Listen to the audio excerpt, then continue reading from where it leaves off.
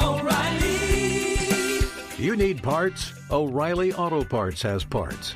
Need them fast? We've got fast. No matter what you need, we have thousands of professional parts people doing their part to make sure you have it. Product availability. Just one part that makes O'Reilly stand apart. The professional parts people. O'Reilly Auto Parts. Maui Nui is on a mission to help balance axis deer populations for the good of our environment, communities, and food systems on the island of Maui. They've shared over 126,000 pounds of nutrient-dense protein with the Maui community. Secure your spot now. Become a snack subscriber and join in helping to build more resilient food and ecosystems on Maui. Visit MauiNuiVenison.com. That's MAUINUI venison.com and use promo code BEAR for 20% off your first order. You know what my favorite text is? A waypoint in the onX Hunt app to a goblin turkey. The list on the onX Hunt app features for chasing turkeys is long, but knowing exact public and private boundaries and land ownership details will help you find more places to hunt, whether that's on public or private. I'll be toting the Hunt app through the spring woods in a few states this year, and I recommend you do the same if you want more turkeys on your table. Also, onX has a special offer for you. Use code BEARGREASE to receive 20% off your membership at onxmaps.com/hunt this spring.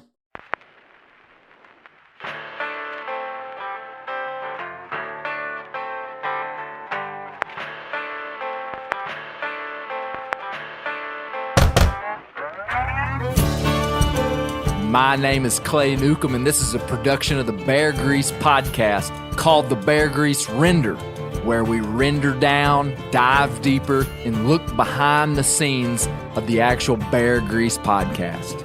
Presented by FHF Gear, American-made, purpose-built hunting and fishing gear that's designed to be as rugged as the places we explore. Man, we are at an absolute skeleton crew on the Bear Grease podcast. Wow. You say, some say skeleton, some say the dream team. That's what I'm saying. There's five of us. I'm saying dream team. Dream team.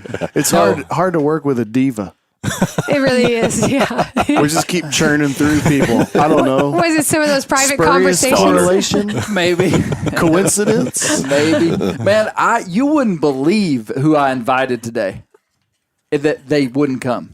Wow. I mean, I could go through names. Elvis. No, just person after person after person. Pete person. Maybe you should get somebody else to do the inviting. Give me the list next time. Maybe I can get more people Yeah, here. let Misty do it. No, so typically on the Bear Grease Render, we have 6 people. Today we have 5. But it really is the dream team. I can stretch my legs out today at least. Yeah, we I got feel like it's a more little room in here. bit sketchy to say this is a skeleton crew. Yeah. Well, I mean, for typically where we have 6 people, this is We're skeleton. missing Josh and I a are person. not wedged into one headset. That's kind of nice. Yeah. That mustache tickles my ears. On the other side of your We've already head. had a interesting beginning. Dan had to totally fix one of our chairs. He was screwing together a chair. But hey, welcome to the Bear Grease Render. Good to be Hey, here. this is the Thanksgiving edition of the Bear Grease Render. Well, happy I'm Thanksgiving. glad you didn't skip over it and go straight to Christmas. That's the way it's going in my house, and I'm not happy about it. Really? Hey, man, some of the patrons of our town that we live in, like 10 days before Thanksgiving, they've got Christmas lights up. Every time a Christmas decoration goes up before Thanksgiving, they throw a pilgrim off the ship. Every time. I hope you're happy, community we live in. Yes, exactly. Man, every time I drive past it, I lecture my kids on why they need to dial it back a notch. Yeah. Just a notch. We got to instill the right values and claim when people are wrong. That's right. Listen, I think that we do need to have a community conversation about holiday decor in general. There's a big push, and I don't know if this Somebody's is in appropriate trouble. to talk about on the Bear Grease podcast, but there's a big push for morbidity when it comes to Halloween decorations. It's like they wake up and they see their neighbors. I won't speak of what they put in their yard. It's so gross and gruesome for Halloween. And then the other neighbors seem to think, oh, we should do that too. And there's like a domino effect. Yeah, I understand. It's pretty. Well, there is a strong correlation, and it goes back to ancient human social, the way that we interact with each other socially. Okay, you go to any little town in the world, in the United States, and you drive through. Is it the world or is it the States? The United States. And if there's one family that does something really well, you'll usually find a cluster of families. And if you have history in that community, you'll be like, hey, they used to be the only one that did that. What we're talking about is Halloween decor, okay? There are people that are real comfortable with like putting like skeletons, burning witches, headless people in their front yards for Halloween. For a month, I have to drive by that just to go get groceries. Like I can't get milk without seeing something that I would not. That is supposed to incite in us, like, oh man, that's where we'll stop when we take our kids to go knock on their door to get candy. No, thank you. No, thank you. Maybe it's like that's what they're trying to do is keep people from coming to their house. Maybe they don't even buy candy. More candy for us. I think people are so desensitized to it that you just see Halloween decor and you're like, oh, these people are festive. No, that's like wildly inappropriate. Yeah, it's something else. So anyway, our neighbors put up some Christmas lights down here, like way before Thanksgiving. And I appreciate the passion of it. We need a community conversation about what is appropriate. Is there a group of people that you guys are okay with? That's what I want to know. I feel like the open-mindedness of the Newcomb household is off the charts. I don't think it's very open right now. We need to have some more community conversations, which I feel like would be rather one way from Clay and Misty to all the conversation is do what I say. Exactly. You got to have some standards. Got to have some standards. I'm with you, Clay. Hey, I'm with you, Clay. Let me introduce our guest today, Dr. Daniel Roop to my left. Good to see you, Dr. Dan. The revered Dr. did Dan. what all good Bear Grease Render podcast participants are supposed to do: bring the deer that they killed the racks in. So nice. yeah, Dan brought his nice rack in here. That skull is clean, nice. How did you do rather that? Petite. Hey, my wife, I got to give her most of the credit for the Dremel. Are you serious? Busted out the Dremel tool. Oh, wow. pretty impressive. Yeah, she got all the sinus cavity out. Yeah, you'll never see a cleaner sinus cavity unless Kayla gets a hold of it. Oh, she even dremeled married her. Top of it. Great. So we got a nice 8-point buck sitting here. Josh Spellmaker, the land bridge. Didn't kill a deer. Caught a decent trout. Okay. Didn't kill a deer. Yep. You're sporting a nice, I like that Arkansas flag hat like with a trout on it. You like that? Yeah, I do like that. So Josh went with me to Folsom, New Mexico. Oh, when we recorded this George McJunkin podcast. I'm basically a subject matter expert now. Yeah. Well, and still wasn't qualified enough to make it to the actual podcast. Yeah. Why couldn't you ask me a question? You could have. I mean, he was right there with you. I could, and I was there. Okay. I wasn't even. I guess there are more parts. Coming. I wasn't even going to bring this up, but now I've been put in the corner. The cat is out of the bag. No, during the middle of the interview with Kyle Bell and Matt Dowdery and the Folsom Museum. Can you say his name? No, I please? absolutely cannot. Doherty. Yeah. Thank you, Josh. I was about to. Because I can look at how he. There is another way. There's lots of words I just can't say. Okay. Do you guys know what the other word was from the podcast? Pronunciation? Nope. Because he definitely can't. Posthumous. It's he says posthumous. I will say it's going to be hard to have community conversations if there are a lot of words that you can't say. Okay. Sorry. Throwing it out. Back to me being backed in a corner. Yes. About Josh not being on the podcast. His voice actually was on the podcast, and I had to yell at him across the museum. Hey, Josh, y'all need to be quiet back there. He was back there talking to this other guy. So anyway, you kind of were on the podcast. No, Josh rode with me out there. It was great having a travel. It was fun. We had a great time. Yeah, it was like whirlwind. We were out there for a very short amount of time. Drove there, got there late at night, like after 11 or maybe even midnight.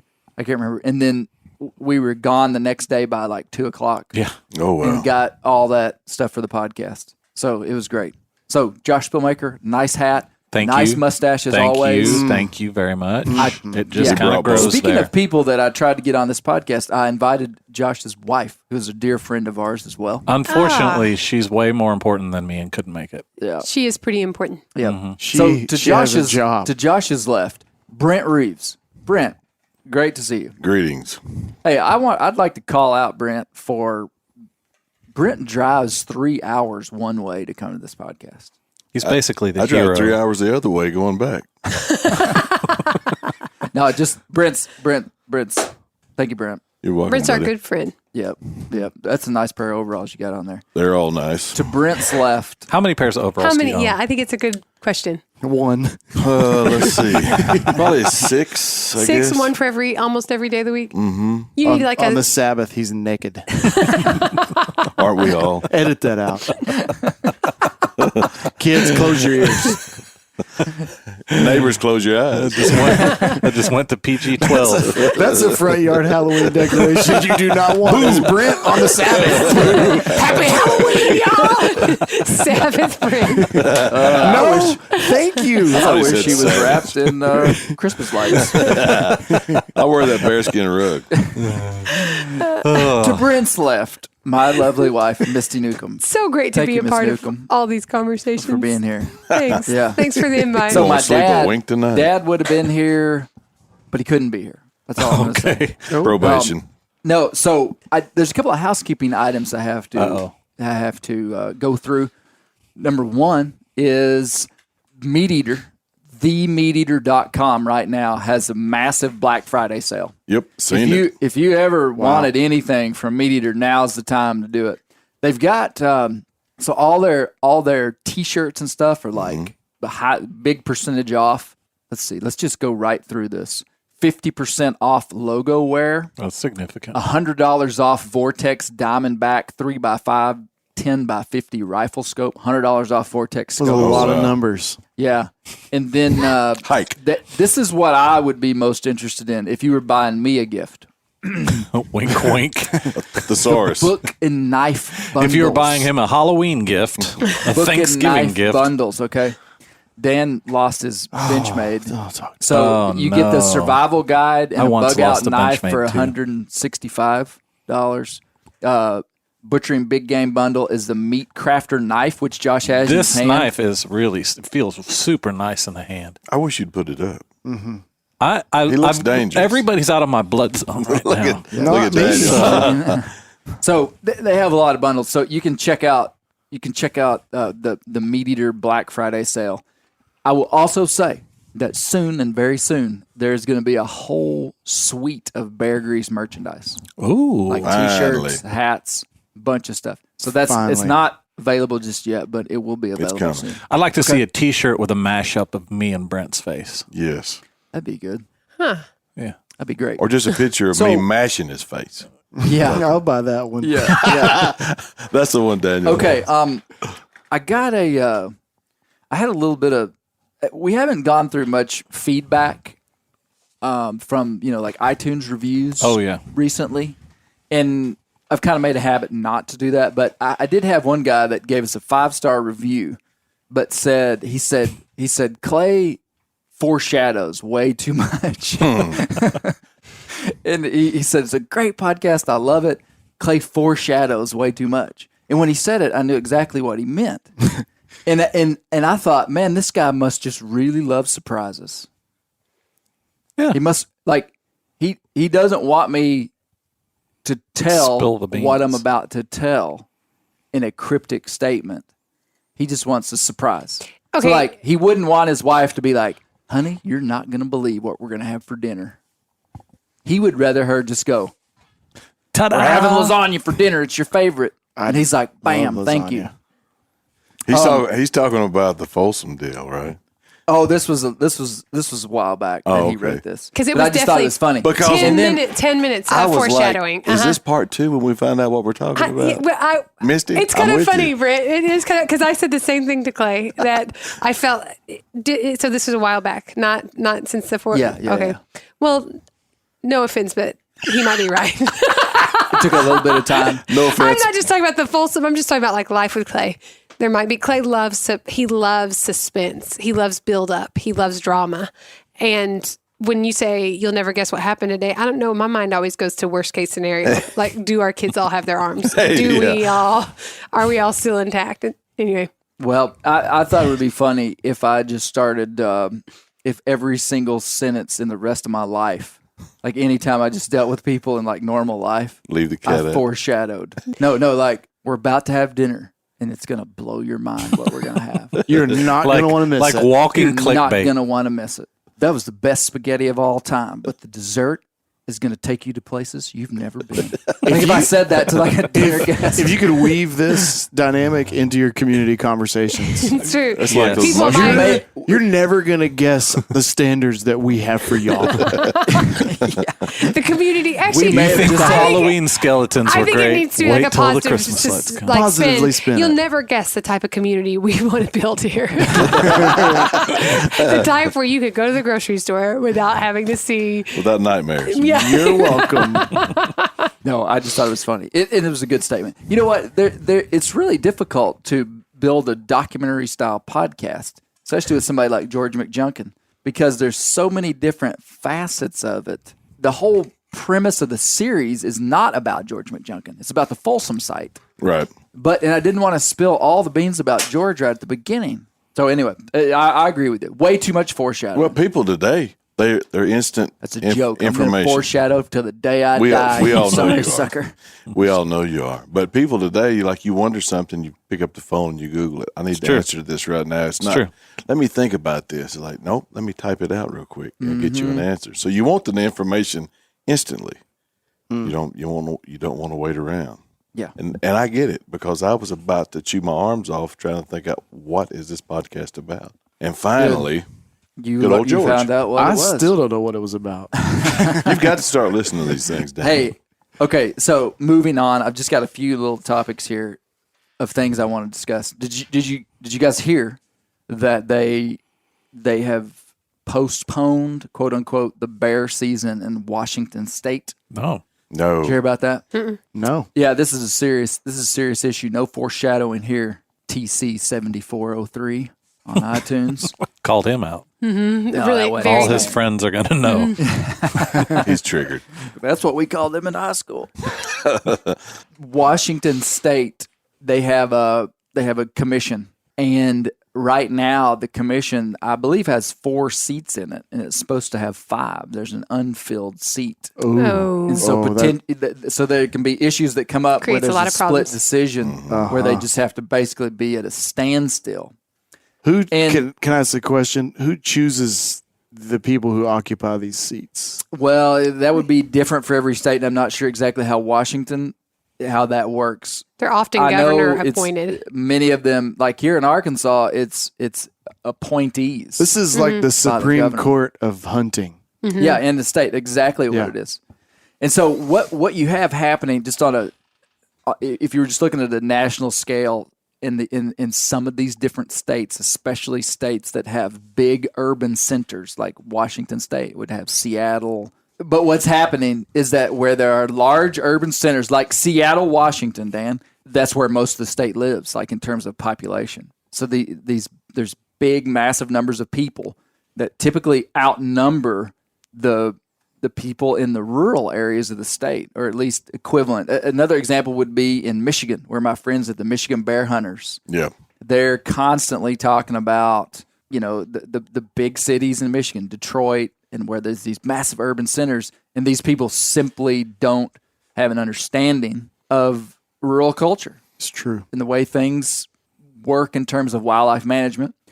Those urban centers are often easily preyed upon by those who have an agenda that is not favorable to hunting in a significant way.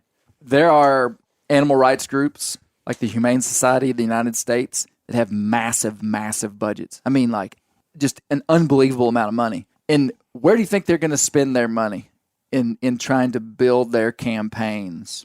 In the cities. They're going to spend their money where they're going to get bang for their buck. Right. Yep. And so they spend money in a lot of these urban centers and pick specific things. And it's not always against hunting. Sometimes it's with confinement agriculture or whatever. They're involved in a whole lot of different stuff, but hunting is definitely something they're involved in. And there's many other even statewide groups that are affiliated with some of these bigger national groups. And basically you have this thing where these urban centers end up controlling wildlife management. In Michigan is a referendum state, which means if you can get enough signatures on a sheet of paper, you can get anything on the ballot. That's a very simplified version. If they can get 100,000 signatures, they can basically vote on just about anything. In some states, like in Arkansas, all of our wildlife management is run by a commission, a 7-seated commission, as I understand it. So all the decisions of wildlife are made by them, not by just the average voter in the state. And so that's a good thing as long as your commissioners understand hunting, understand wildlife management, are pro-hunting, and, have some sense. I'm not sure what's going on in Washington because there's a 4-seat commission, and 2 of them voted against having a spring bear season, and 2 of them voted for it. And the way that it came up was the anti-group started a lot of propaganda about spring bear seasons, just saying all this negative stuff. They put it up, and it's now been postponed. And that's a tragedy because it may not seem like that big a deal, but it is no secret that the anti-hunting agenda in this country is designed to break down our system incrementally. Incrementalization. They're not just going to shut down hunting. Was any of it based off of scientific research from the Department of Natural Resources or Game and Fish? No, Game and Fish is for it. And it's a very, very regulated season. It's a draw season. I went through and looked at the results of the hunt from the last several seasons. And basically, it's not an over-the-counter thing. You can't just go to Washington and buy a spring bear tag and go hunting. They have, it looks like about 15 different zones, and each zone is allotted a certain number of permits, and it's very regulated.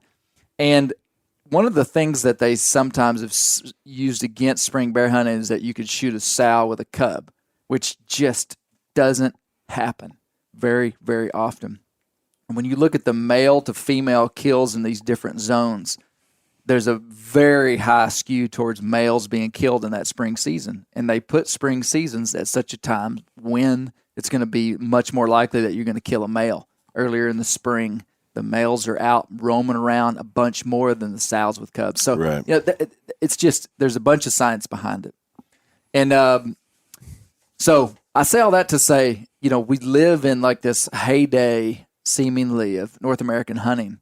And we live in this little time block of being humans where it's hard to see beyond that time block. And we may be like, hunting's not that threatened. But it absolutely is.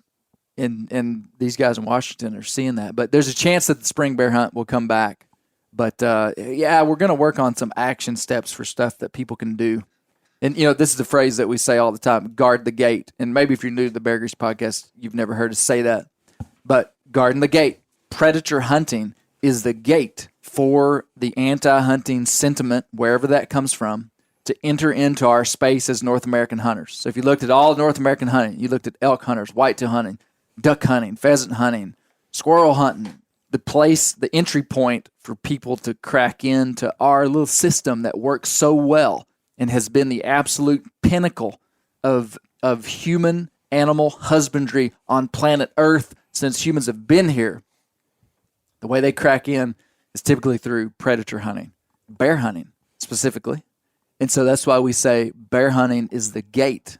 And so if we guard the gate by becoming informed and knowledgeable about why bear hunting makes sense, why it's sustainable, why it's scientifically backed, why it is just such a positive thing. And I could go on all the talking points. And communicate with our legislators and AGFC commissioners and all that kind of stuff. Yeah, so we say guard the gate. And so in Washington, they're having a tough time. And there's going to be some places where we can, when it comes back around and they have a full commission that can vote on it and actually make a decision, we could flog these guys emails and different ways we can communicate with legislators and say, hey, this is a good thing. It doesn't make any sense for us not to have this spring bear hunt there.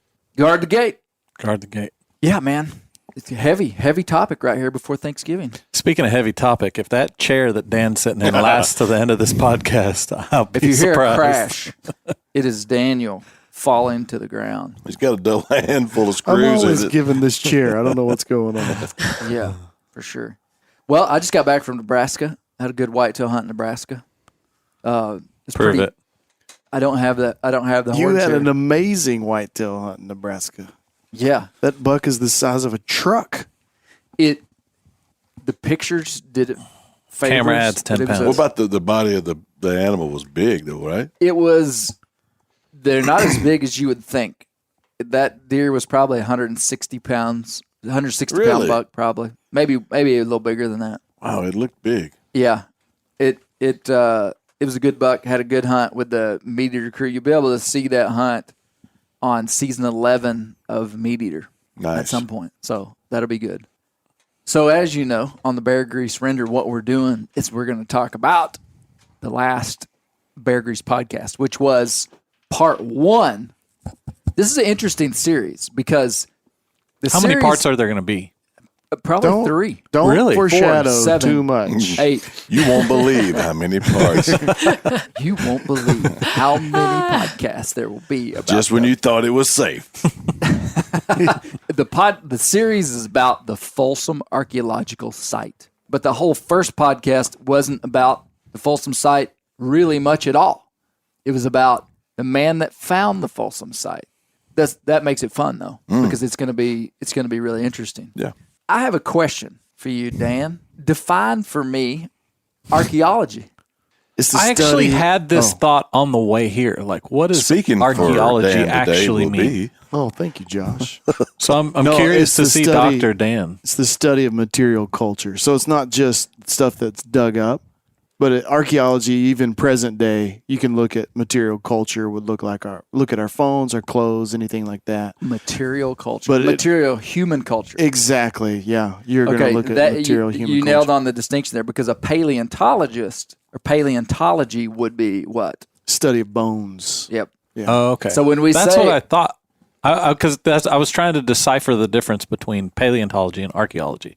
Mm-hmm. Because was George McJunkin a paleontologist, an amateur paleontologist, or archaeologist? Right. Well, okay. And that's what cued me in. And I think in context, like if this had been on the ACT test, like we used to take Are you back in trying the to day. bring up my ACT score? yeah. Yeah. Because it was subpar. I'd rather not talk about it. If that question had been on a test, I would have got it right. Like, what is Oh, archaeology? sure. A, this, B, this, C, Sure you this. would. Because I'm really good at understanding context clues. But if you would have just said, write an essay on what archaeology is with no context clues, I might not have known. Because Dr. Meltzer said and we're going to get to know Dr. Meltzer really good on part 2. Dr. Foreshadow. Meltzer said that the site went from a paleontological site Oh no, that wasn't He right. got it into right. an archaeological right? site. So it transitioned when they found the human evidence, so material culture. So very good. Thank you, Dan. Thanks. Yeah. What did so Josh, you went with me to Folsom, New Mexico. I did. Would you have known anything about the Folsom site before that? No, I never even heard about it. Never heard of George McJunkin. Never heard of the Folsom site. It was fascinating, though. Dan, would you have heard of the Folsom site? You know- Don't try to make us feel like you're smart because you're a doctor. Just tell us the truth. I wondered if it was connected at all with the Folsom prison blues. Did anybody else think that was just me? A lot of people that I said we went to Folsom, they were like, "Yeah, Johnny Cash." I was like, "Nope." Nope. Just Had no. Nothing to That do was with Folsom, Johnny. California. Different Folsom altogether, guys. Yeah. Yeah, totally different. If you went to Folsom, there's nothing there. I mean, it is in the middle of nowhere. See, which made me think good spot for a prison. Yeah, I can see that. No. Okay, never mind. No, I didn't know a thing about it. Okay, good. That's good to know. See, that's a good touch point. 2 of the smartest people I know didn't know a thing about Folsom, New Mexico, and the Folsom site. Dan You'll was never one. Who was guess the other one? who'd get You. Brent Reeves. Now, Brent will lie and say that he knew about it. Watch this. Hey, Brent, did you know anything about Folsom? Yes. Absolutely. Have you been to Folsom? No, we I went. would say in this room, if anybody had been to Folsom before, and I have to say that the Spielmakers and the Newcombs have traveled a lot out west. True story. And still, of anybody in this room that I would expect to have been at Folsom, I would say Brent Reeves. We went by it. We went where the sign when we were out hunting was straight. Oh, really? Yeah. Okay. I saw the place to go out there. Now, my familiarization I don't with think it. that counts as knowing a lot about Folsom. I didn't say. You asked me, did I know about it? And I said, yes. I did know about it. My familiarization with it would be from the projectile points, Okay. arrowheads and artifacts, Native American stuff. Because we picked those up on our farm from when I was pick up rocks and tell the difference between one I should keep and one I should throw at my brother. And my brother he's self-taught about a lot of the different types of points, Clovis points, and all the different Oh, types. so you would have known that terminology, like Yes. Folsom Point. Yeah. Yeah. Yeah. And just from being interested in it, not from knowing everything, Not which like I academically do. knowing about it. But yeah, exactly. Just from a vein of interest that I have. Yeah. Yeah. I would have only probably known about it from the Meat Eater podcast a couple of years ago because Steve Ranella had David Meltzer, Dr. David Meltzer, who we'll get to know a ton about later. He had him on there. Was that a foreshadow? Yep. I'm keeping up with them. That's number 12. Yeah. It's kind of like when a friend of yours has a tick or like a little thing they do all the Or a time. flea. Or a flea. And then somebody points it out, and then all you can do is hear that. Now, Yeah. thanks, Yep. commenter. Yep. Now we're all stuck with this. TCO 734.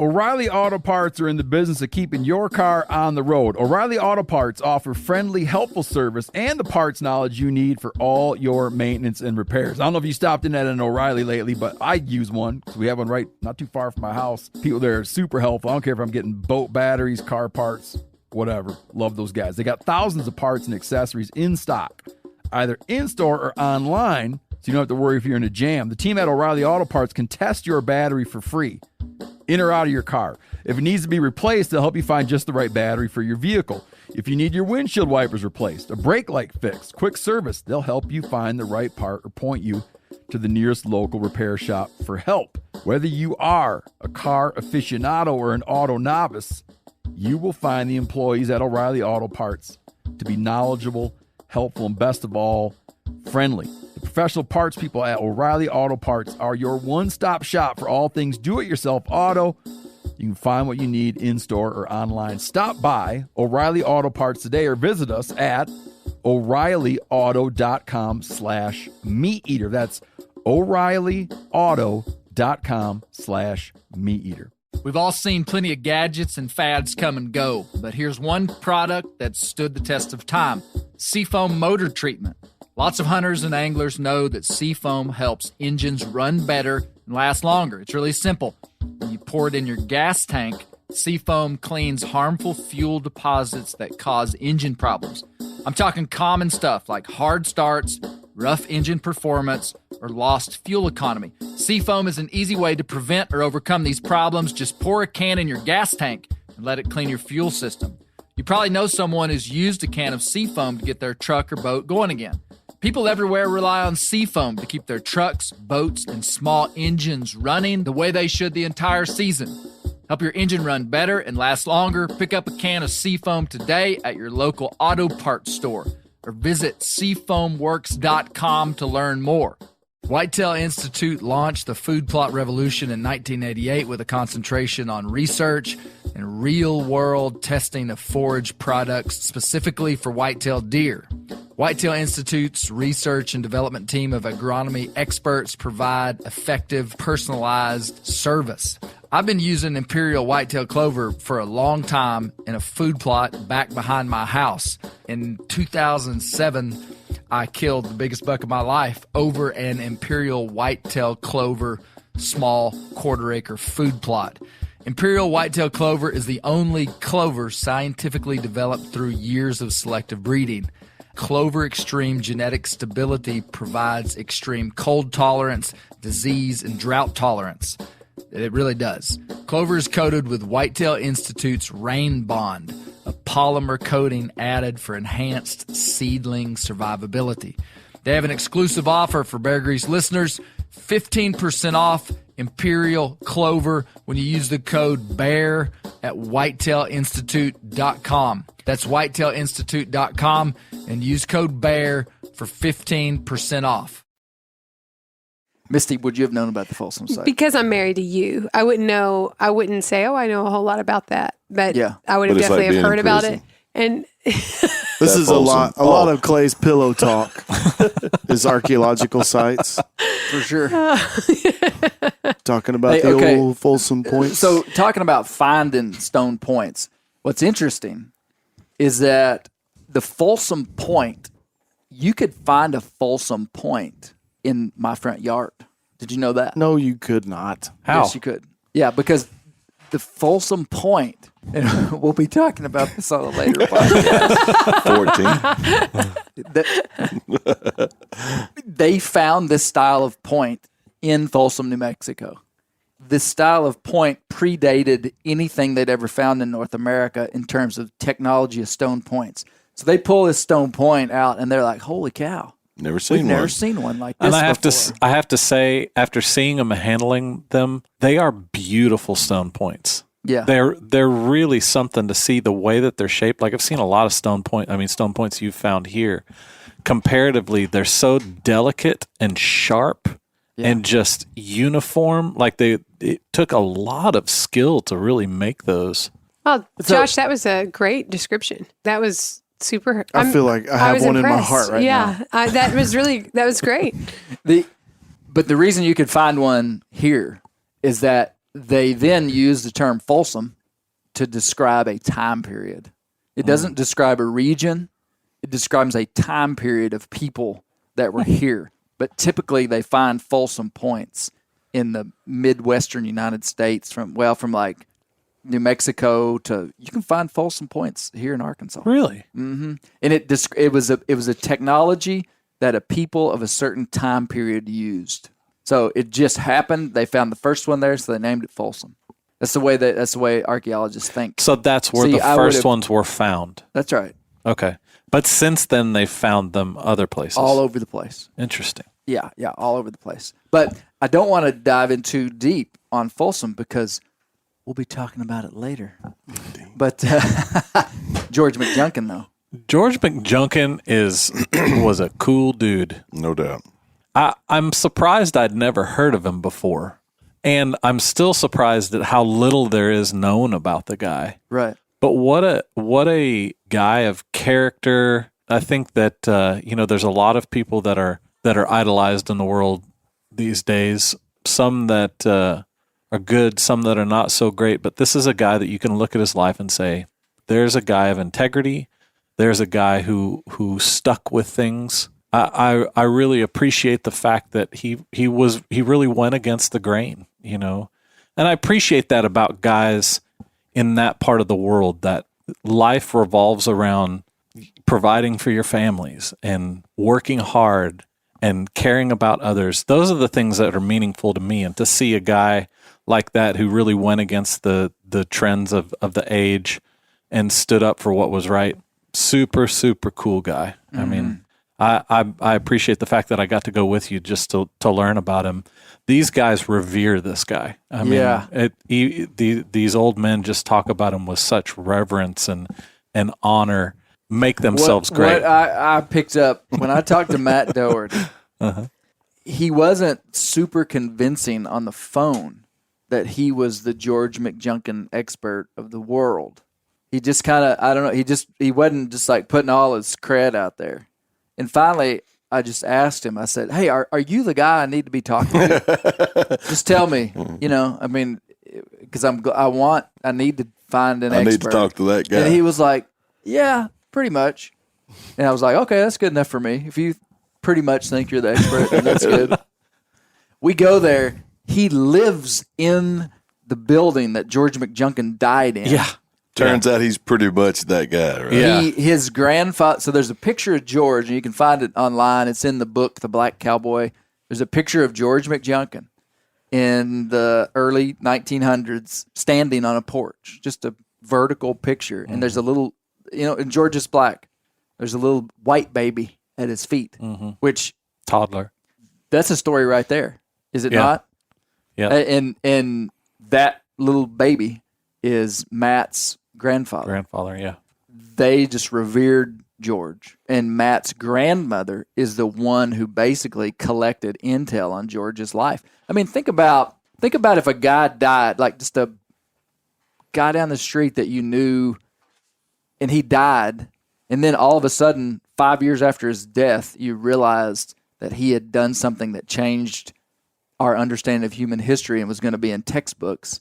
You'd kind of be like, holy cow, we should have probably took a few more pictures, wrote down a few more dates, saved a few more letters. Not made fun of his Halloween decorations.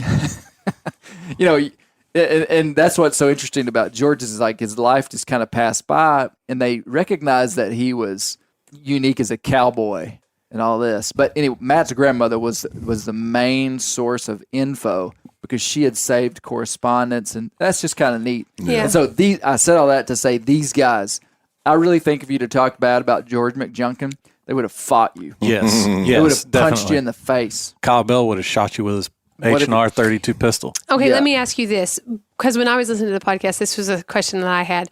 It's clear that they revere him, like you say, and it's clear that that was earned. And I know why I would think highly of him. Why do you think? I feel like the intensity with which they respect George McJunkin and devote a lot of attention to him is pretty high and way above average for just someone that you respect. Why do you think that is? Two things. Okay. Do you have an answer? I want to hear what you have to say first. Two things. They I live might in have a a tiny third. little bitty town. Folsom, New Mexico has like 50 people in it. And apparently there's some kind of political election going on there, and it's pretty heated. You saw lots of signs. Yeah. Yeah. Oh, yeah. Yeah. It's like a town of 50, and I think they're having a city council election. And there's a little mudslinging going on. Just 25 to typical 25. You No, have once it's a- again That's what polarized I was looking for it, Dan. I was You waiting have for done it. You stepped into that town and they just parted like the Red Sea. One side to the other. So it's a small town, and he is a hero of that town. Yeah. Okay. It's like the quarterback from, like 1968 that Uncle won the Rico. state championship. And so they're like, The man. name of your quarterback was Uncle Rico? Have you never seen Napoleon Dynamite? Okay. These people hate Halloween. They hadn't seen Napoleon They don't Dynamite. watch movies. So it's a small town, and he was a hero, number one. Now, Matt, it's a small town, and he's the hero, but this was a family friend Yeah. that they were endeared to. Actually, you mentioned in there the flood that revealed the bones. There was there's a plaque right near the museum, but she was the switchboard operator, and she stayed at the operator thing so she could call people and let them know that the flood was coming until she died in the flood. Oh, wow. Yeah, pretty amazing story. Holy cow. So the flood that uncovered the Folsom site was really a unique flood, and we wouldn't have this kind of stuff here. But it wasn't even raining in Folsom, New Mexico. But it had rained on Johnson Mesa, which is 20 miles away. 14 inches of rain fell, just like Man. that. Flash flood. This water just comes rushing, and it's not even raining. So Here it it's is. like, why would people even be Oh, wow. that Here it worried is. about it? Here it is. Sarah Sally J. Rourke, heroine of the Dry Cimarron flood. On the night of August 27, 1908, while working as a telephone operator, Sally received a call that a wall of water was rushing down the Dry Cimarron River toward Folsom. She perished that stormy, it's like blurry. She perished that stormy night at her switchboard, warning of the danger, saving countless lives. Telephone operators across the country contributed 4,334 dimes to honor their colleague with a memorial. Did you know they found her body a year later? Oh, man. Oh, like miles downstream with feet sticking out of the ground. No True way. story. I don't think you should do your fingers like that when telling the story. also Andy Griffith? The telephone operator, the operator on there, Sarah, was named after that lady. No, Really? No, I'm lying. I knew you were lying. I thought it hook, line, and sinker. I And too. as the words were coming out of my mouth, really, I was like, "You're really lying." That hypnotizing voice. Even though you Velvet know pipes. he's lying, you want it to be true. You just. It would have been cool though. It would have been really. That would cool. have been a great story. Dan, what did you think about the podcast? I was with Misty a little bit. It took me. First of all, I always prefer the podcasts that are about people. So the Panther one previously, I think that was great, and it was finishing up on Warren. Right. But I thought, okay, we get a person. I like that, like a story, like a person. But I was trying to kind of get my mind around What we were talking about. what we're talking about. And I get it. There's some bones and there's points in there, but one of the things that kind of stuck out to me was you're living in a day and age where everything is. I guess, of course, now, like the worst thing you could ever say, here I am, a white man. The worst thing I could ever say is, I don't see color. Or I'm colorblind or whatever. That's like the last that we should like acknowledge. We need to be able to be aware of that and see it and interact with it. And but I think hearing so when they were first saying that, I was like, wait a minute, what's going on here? We're not supposed to say that anymore. Yeah. But then the more That's a they good talked point. Mm-hmm. about it back, 3-4 generations ago, when everything you're doing is practical skills, it really would have been a realm for a man of color to kind of move up the ranks. And then hearing how it was actually the Mexican cowboys that really welcomed him in and taught him. And I don't know, I just thought it's kind of interesting to hear this story at a time when race is such a big deal in our country. And so part of me was like, man, that's so great, because here's this man who, on the basis of merit, was able to display his character and was welcomed in. But then at the end of his life, it was kind of sad to hear that he never married, because even though we don't see color, there's not a white woman around that's going to marry this guy. It's just complex, and it's just entering into history and a guy's story. I think it's really, when you hear stories like that, when you got to the end and they start talking about him not being able to find a wife, you watch the Disney or the Hollywood versions of these heroes and people who went through civil rights movements or things like that, and sometimes they attempt to show the difficulty of it. That would be a tough thing to show the difficulty of in a movie like that. There's a lot of stuff that we really don't appreciate and couldn't appreciate, that they had to sacrifice to pursue the lifestyle that they pursued. And I don't even know if they would have had an opportunity to count those costs. That I don't know that would have been a logical thing that you would think through.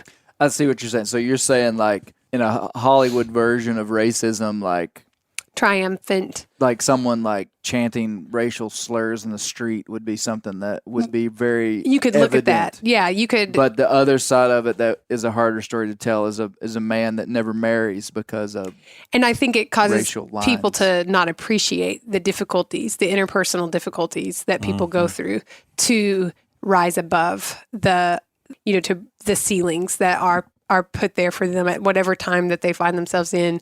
The reason we like George McJunkin is because he exceeded expectations and he exceeded the boundaries that were placed on him. And he did it, like Dan said, on merit. And he was able to, like you said in the podcast, he clearly had social tact. Like he had a whole skill set of things that allowed him to reach what he reached and achieve what he achieved. That same skill set would be a skill set that would really want to be married. I mean, that social ability and all that tells you this guy wants to have a family. He wants to be married. And he did. In the book, it says that like his whole life, he wanted to have a family.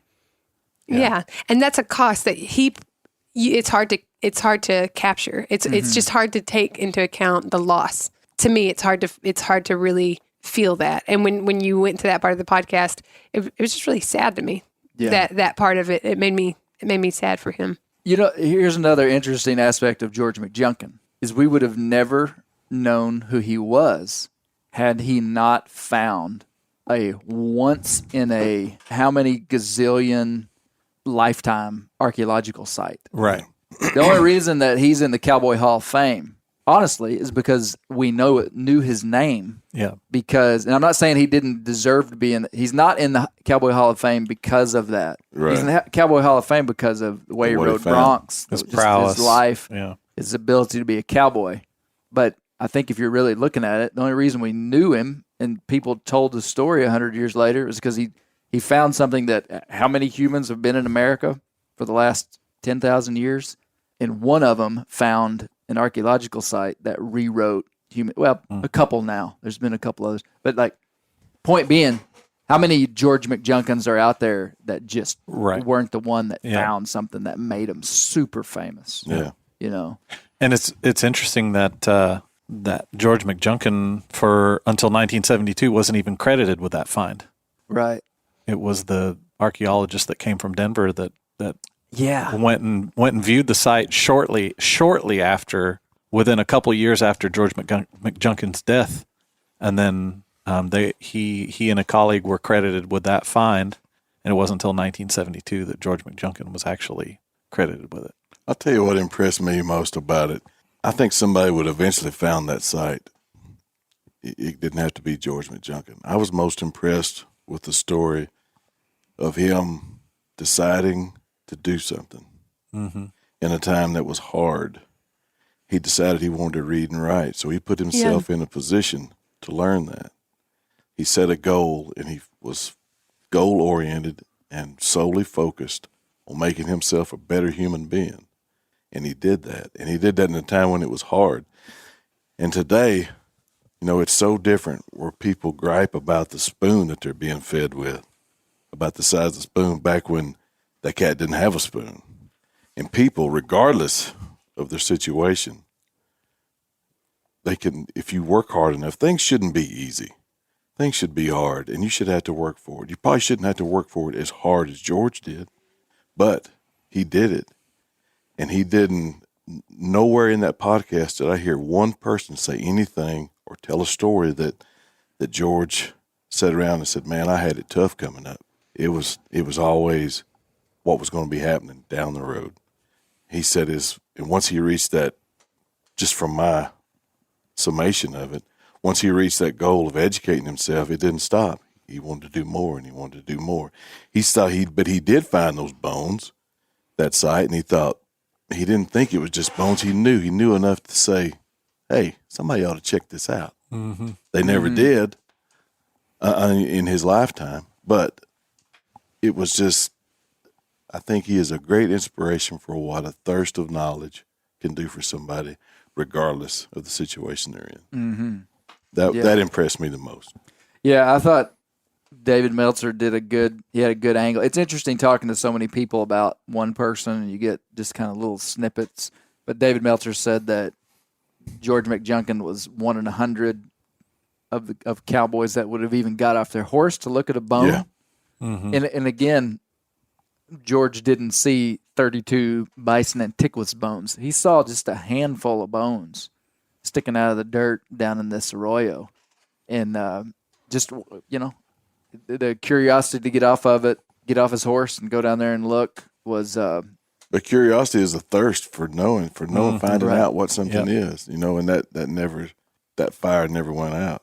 Because here he had probably surpassed anything that he could have possibly dreamed of doing growing up as a slave. Here I am the boss. I am the boss of this ranch. Why do I need to do more? But yet his curiosity never stopped. Mm-hmm. It was really cool. I can't wait. I'm very interested in the Native American part, in the Folsom stuff. Yeah. But I kind of hate to see this chapter close on him. Yeah. That's the thing about George. There's not a lot of intel on him. This one book, The Black Cowboy, is, as far as I know, the only book that's written about him. And there's some other snippets of intel in a few different places, but most of it most of it's in that book. I assume he's buried. Did y'all see a cemetery or place where he was buried there? Yeah, he's buried in Folsom. And I wish we could have gone to his grave. Yeah. We didn't. And his house. Yeah, or where his house was. Where his house was, yeah. Yeah, that was also so sad. I know. Got a man, and he's just got a handful of possessions, and the house burns down. Yeah. Yeah. It's because he took that skull. Oh, you think that's what it was? Yeah, that's Bad kind of juju. sketchy. Hey, did anybody catch my joke when I said, I don't want to be a Debbie Downer, but I want to talk about this part of George's life? And then when I ended, You said thanks, Debbie. Deb. I said, thanks, Deb. Yeah, we caught Oh, it. we caught it. I think it's It fun just that, wasn't that funny. that you, Still were you not. hoping that we would bring Well, I that up just watched on the Bear Grease a as our couple of- favorite part? no, I'm no, just a kidding. Hang on, couple of- edit all this out. Now that one part where you referred back to the Debbie. joke that you had made, just seamlessly, that one really got me. No, one of the funniest things I've ever been a part of my entire life. I was a part of a business networking organization back when I LinkedIn. had a landscape company. And one day, it's this super awkward deal where we had breakfast once a week with all these business owners in the community. And I was a young guy trying to start this business, so I was going. There's like 20 people in the room. And somebody gives some like terrible news about something like every week you had to stand up and talk about your business, and I really don't remember what was said, but a guy stood up and said, I hate to be a Debbie Downer, but I've gone bankrupt and we got to sell our house, and My wife left me. mother-in-law's house burned down. Can somebody buy my breakfast? And the place just goes silent. Like 20 people that don't know each other just go silent. And my CPA who was there, who had invited me, to break the silence after like 20 seconds of just awkward silence, he goes, thanks a lot, Deb. I never forgot that. So anytime someone says, I don't want to be a Debbie Downer, I go, thanks, Deb. That's So I funny. watched people's faces, a couple of people that I was with when I listened to the podcast, He's and they talking never about- even got it. They never even registered in their mind. So there's a lot of hidden clues inside the Bear Grease podcast. You may want to be paying Subliminal. attention to. Foreshadowing. That's lot of subliminal gems in messaging. there. There's a lot of, I'll just say, as possibly one of the people he was watching, there's a lot of pressure to listen to the Bear Grease in front of Clay. There's a lot of, Does he sit there and like just watch every reaction? That's my joke. notes. That's my joke. Did she get it? Did she get it? I absolutely do. I'm starting to know why you guys don't see many movies. There's a whole lot of Misty. Listen to this. He One more watches time. Missy. Yeah, more time. It's more like Misty, you'll never guess what he's about to say. You'll never guess. Well, the podcast was adequate, I think. That's what it sounds like. It sounds like it was pretty adequate. Thank you, Gary. Too bad Dad's not here. He could really put me into place. I'm sure he caught it. He caught it. He was not amused. It was an okay podcast. That's what it said. It was just okay. I thought it was a good podcast, and I'm glad you did it. And I'm glad. I think that you understand, foreshadowing here, that once you hear the second one, you kind of understand the significance of this contribution he made in a way that you don't understand after the first one, which is the great part about a two-parter. Yeah. And so we'll all come to appreciate him. I think that we all appreciate him as it stands just for being a cowboy. I mean, like, just for his life. And I think that that's also super valuable for someone to live their life in such a way that, gracious, there's people devoted to it and to preserving the honor of what he did. And so that speaks volumes, in particularly of a man who was born into the world at a time that he was born into it, where it was harder for him to reach that level of respect than it would have been other people. And so I think in and of itself, his life, without the discovery of this other thing, really, without understanding the significance of it, was a life that was worthy to be covered on the Bear Grease podcast. I thought Good you did people good. deserve to be remembered. Yeah. Regardless if they make an impact. Good people make an impact, period. His would be a global impact for what he found. Mm-hmm. But he obviously had a impact on that community because all those people loved him so much. Mm-hmm. So they deserve to be remembered. Yeah, it really is remarkable, the loyalty that whole family feels to him and that the people in that community feel to him. And that is notable. That's significant. Mm-hmm. Are we going to get to hear more from the illustrious Kyle Bell? Nope, we're done. We're done with Kyle. What a character that guy is. We're not remembering him. That's how you said that. Nope, we're done with him. Yeah, that guy is a character. Yeah, he was. Man, that photo of him Am I thinking of the right guy? Braids. No, I'm thinking braids with the leather straps. in. Yeah. Oh yeah. When you described him on the podcast, and then I can't remember where I saw that a little photo. video Instagram. of him. Little video of. Yeah. I was like, oh, okay, that guy. We He's followed him something all else. over that ranch looking for the Folsom site. It's kind of in a weird place, Yeah. and we kind of got turned around. So the Folsom site, you can't go to it. It's not like a national park or something. There's a publicly owned 10 acres that the Folsom site is on. So the Folsom site is on public land, but it's landlocked by private. Yeah. So there's no legal access to get in there. We had to get permission from the ranch owner to get back in And there's there. nothing to see there either.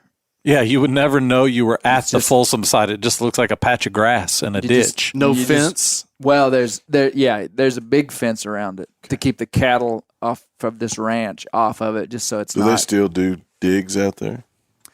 No. Well, yes, they will one day.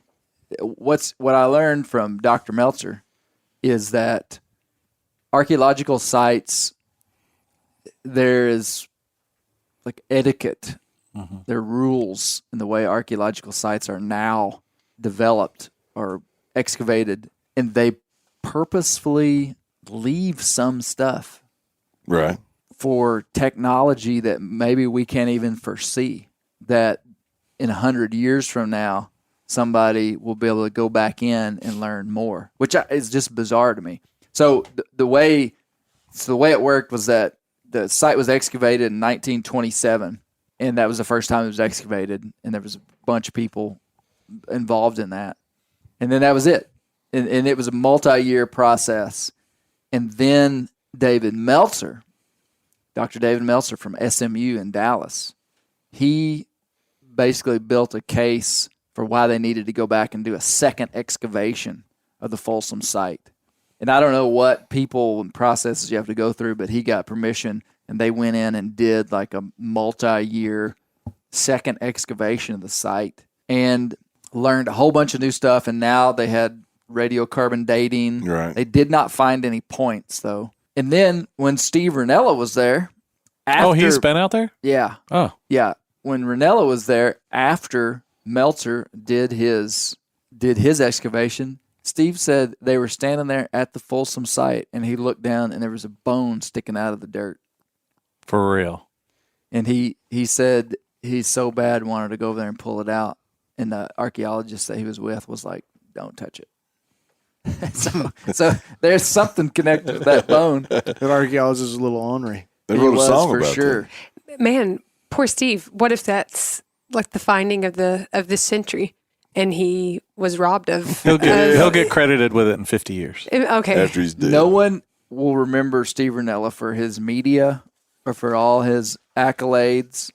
They'll go, He's the guy that found he's the that guy bone. that found that bone. Tell you what, they're going to He was remember. the one media guy that walked Got down off in of that, his horse. got out of his Subaru and walked down to look at that bone.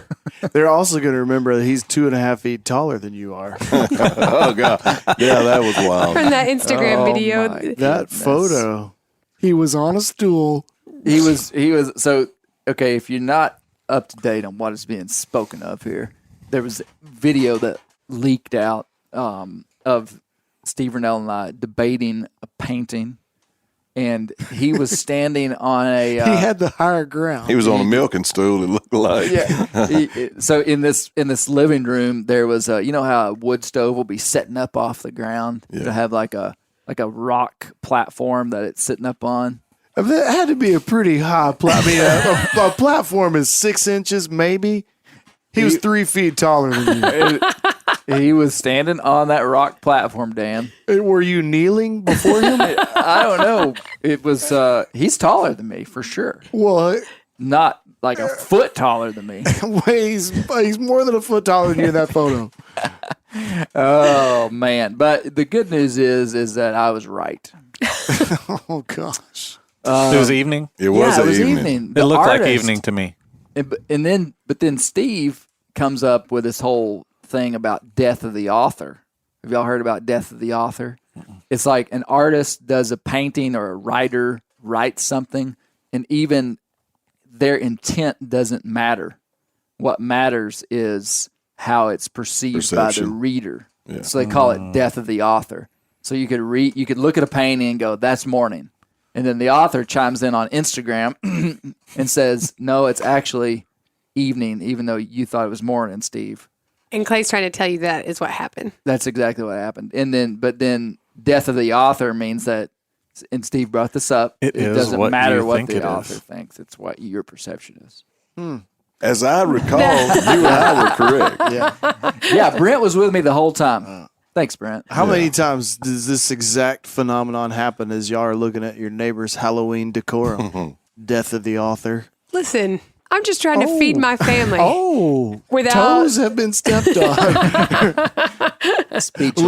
Listen. That's how those community conversations are going to go. Listen. If you could have seen it, Brent, literally,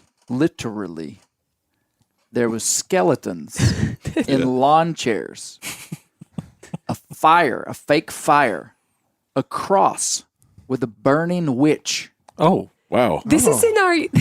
Wow. Okay, that does sound a little And the intense. people in the lawn chairs had a dog leash that was connected to the skeleton of a dog. No, that's one step too Tell me far. how I that- was until you described the dead dog. I was with that. I was okay Yeah, with it's just like, everything. why Daniel's like, are "Get we out of my celebrating this? Why are we celebrating this? Worth it. Man, Worth the money. okay. George McJunkin. I love what's so great about all this is I'm learning inside of all this as well, you know. It's pretty fascinating to explore these unique people and really dive in deep and understand who they are. Misty's laughing. Why are we laughing? Missy, are you thinking he's not learned a dang thing? I think that Clay probably wanted to edit out my initial comments about the Halloween pictures. And we just keep bringing it back up. Hashtag I beating could a dead tell by the horse. way he was looking at I. And it is like the episode. Halloween. I'm sorry. Happy Halloween. We said all that to say Happy Merry- Thanksgiving, folks. Happy Thanksgiving. No, I enjoyed learning about George McJunkin. These guys I'll never forget. I feel like when I look into anybody, whether it's James Lawrence, Warner Glenn, Roy Clark, Britt Davis, all these guys, I mean, part of being human is that we don't live in isolation. And we can look at people's lives and glean stuff from it. I mean, how stupid would you be to think that you're just this independent guy that's just going to build your life based upon no influence from somebody else? I want to be influenced by a guy like George. Yeah. I mean, he dealt with stuff that I'll never deal with, but he just was dead set on what he wanted to do. I appreciate guys that are just gritty and tough. I do. I'm a sucker for gritty and tough. And man, if you're a good bronc rider, you're gritty and tough. If you're a black guy back in the 1800s that is Making a reputation scrapping for his yourself. way up inside of the ranching community in his area, you got to be pretty gritty. Yep. And then his grittiness to learn how to read and write when a lot of people probably weren't. Yeah. Just I respect the guy. He was funny too. He had a good sense of humor, and just I like him. I'm gonna incorporate that into my life. Yeah. Yeah. And if you're ever in Folsom, go to the museum. It's pretty cool. It is.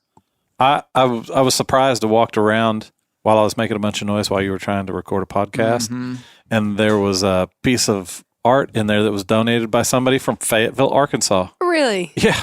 I was like, oh, look at that. Wow. But yeah, fascinating stuff from historic stuff to fossils to everything. World War II stuff. Yeah. Pretty cool. Cool. Thanks everybody. Really You appreciate are it. welcome. Keep the wild places wild. That's what Bears do.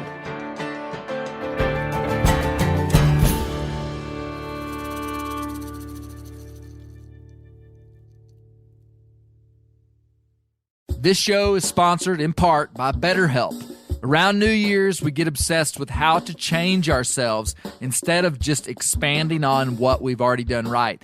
Maybe you finally organized one part of your space and you want to tackle another. Or maybe you're taking your supplements every morning and now you actually want to eat breakfast. In the last year, I've been more diligent about going to the gym on a regimented schedule, and it's made a lot of difference in my life. Therapy helps you find your strengths so that you can ditch the extreme resolutions and make changes that really stick. Therapy is helpful for learning positive coping skills and how to set boundaries. It empowers you to be the best version of yourself. It isn't just for those who've experienced major trauma. If you're thinking about starting therapy, give BetterHelp a try. It's entirely online, designed to be convenient, flexible, and suited to your schedule. Just fill out a brief questionnaire to get matched with a licensed therapist and switch therapists at any time for no additional charge. Celebrate the progress you've already made.